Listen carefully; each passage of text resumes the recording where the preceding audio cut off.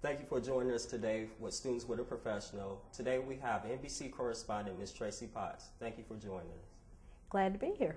So, being a correspondent on Capitol Hill for NBC, meaning you're dealing more with the government side of news.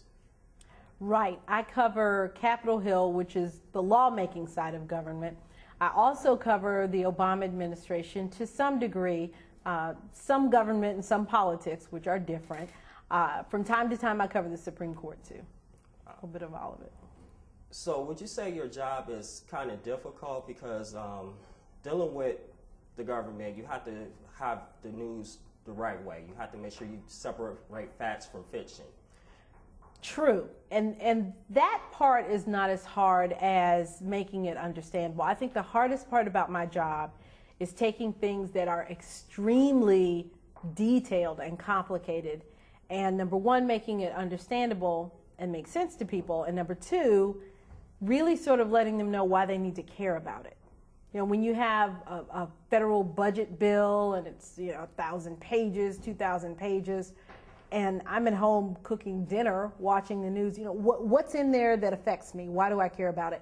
That boiling that down to the minute 15 that I get to tell my story, that is what I think is the most difficult part. So was it hard when Capitol Hill was going to shut down?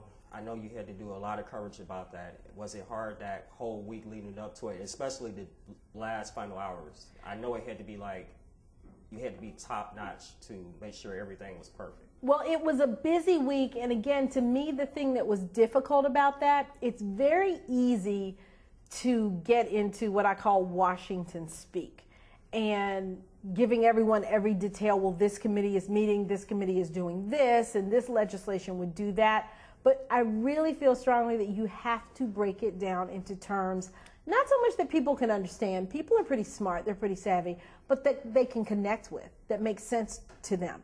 So in other words, people don't want a blow by blow of every single detail from every backdoor meeting.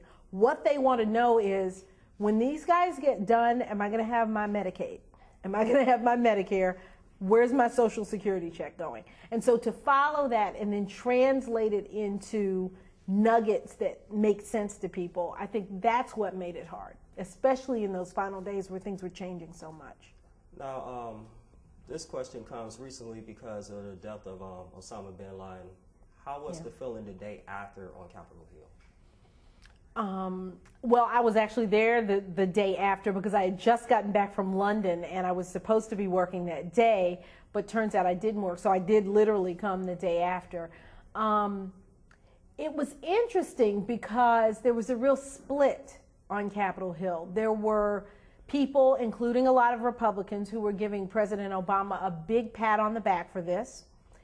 There were people who were giving President Bush a big pat on the back for this and were very annoyed that President Obama was getting all the attention.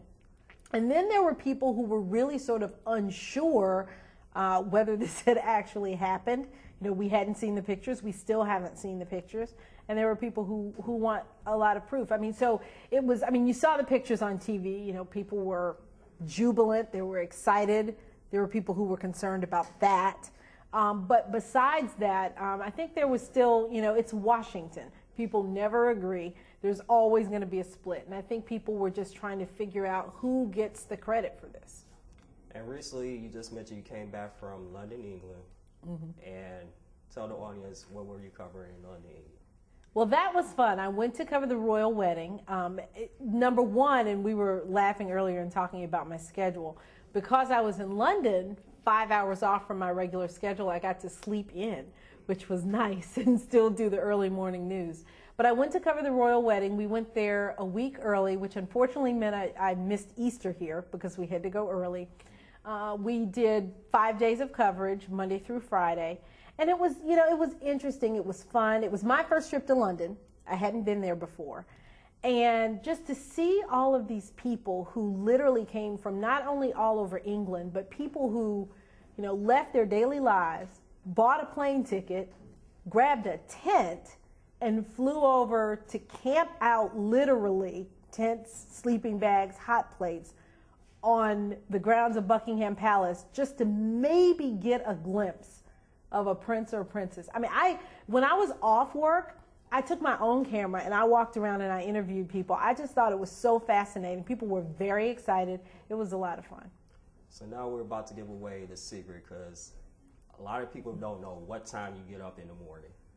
I know what time you get up in the morning, but a lot of people don't know. You're on air at 4 a.m. in the morning, so the audience can know that's clear, that you're on air at 4 a.m. in the morning. So I'm going to let you tell them what time in the morning you get up. So the alarm goes off at 1 a.m. every morning. That's my up time. And, well, after a few snoozes, I get up shortly after that. Into work between 2 and 2:30, and then I'm on the air most days by 4. Sometimes, depending on my schedule, 4:30 or 5. But most days I'm on the air by 4 a.m. So I have to get in time to do some reading, do some background, prepare a script, sometimes go through video, pick sound bites, because I'm not doing my own original interviews at that time in the morning. Nobody wants to come in.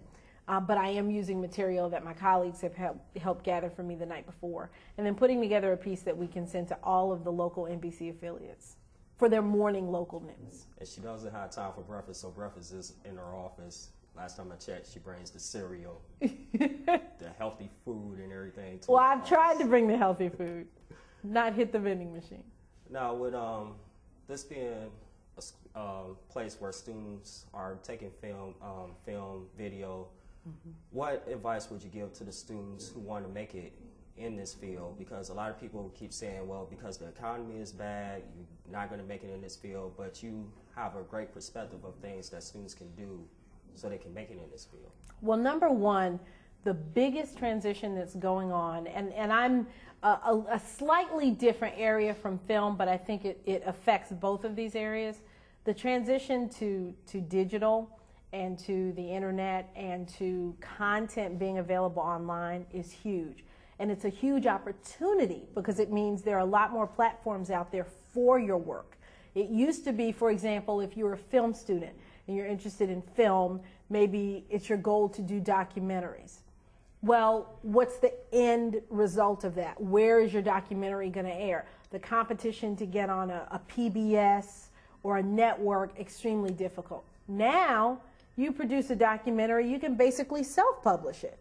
It can go online, it can go on your own website. I mean, there are tons of places that your original content can go now. So that is a huge opportunity. And it also means you can go out and really do your own stuff and not necessarily, you also have to finance yourself sometimes too, but it means you don't have to wait for a big network like NBC to say, yep, we like you, we'll hire you, or we'll sponsor you. You can do your own work and you can be recognized for it, and it can get out there and thousands, if not millions of people can see it, usually at a much less cost than, say even just 10, 15 years ago. So with that being said, what is another way that students can get their foot in the door? Because one of the things I did when I earned my first degree, I interned at a radio station for 2 years, and turned out to be great because I got a lot of self-experience there. And a lot of students might not know about the internships and even fellowships. Some of them do pay, things like that to get your foot in the door. Fellowships are very good if you can get a fellowship, because we all have to live and we all need money. And historically, in television, to some degree in film also, internships either didn't or don't pay nearly as well as, say, like print internships. But they're out there, and you just really have to be aggressive and impressive to people and let them know that you are willing to work. The economy has really shrunk everything. So companies are looking for people who are willing to work. Don't make them let you work for free. But I mean, if you're doing an internship, that may be a situation for a while. But like at my company, for example, we take college interns, and we used to have maybe one a semester. Now we have 3 on occasion. We've taken in 4 a semester because we need their help, and we send them out. We have them cover news conferences. We send them out to interview lawmakers. We have them sometimes put together stories so they get good experience. And final question is, you being on TV daily, 4 a.m. in the morning, which is very early, but I kept up with you while you were in London. What experience do you have when you walk in the general public, and they see you and they know that you did a great job of telling the news, do that make you feel very humble that you have people that make you feel that way?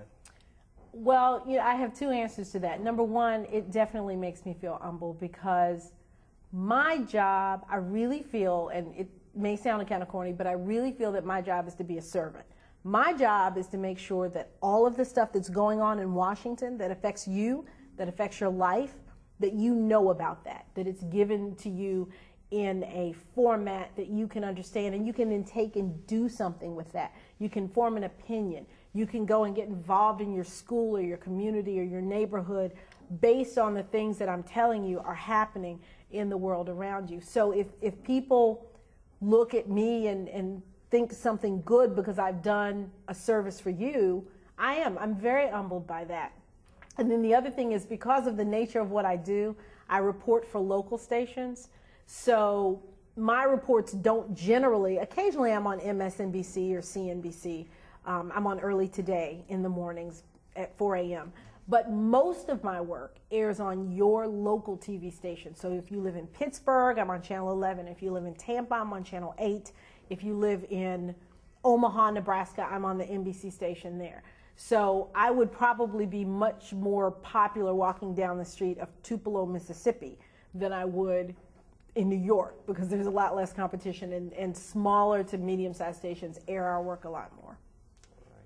Well, thank you for joining us today, and I want to thank the staff, crew, and Professor A.K.A. for helping us out today. And thank you for joining us here with Students with a Professional. I'm LaShawn Connor. Thank you. Thank you. Thank you.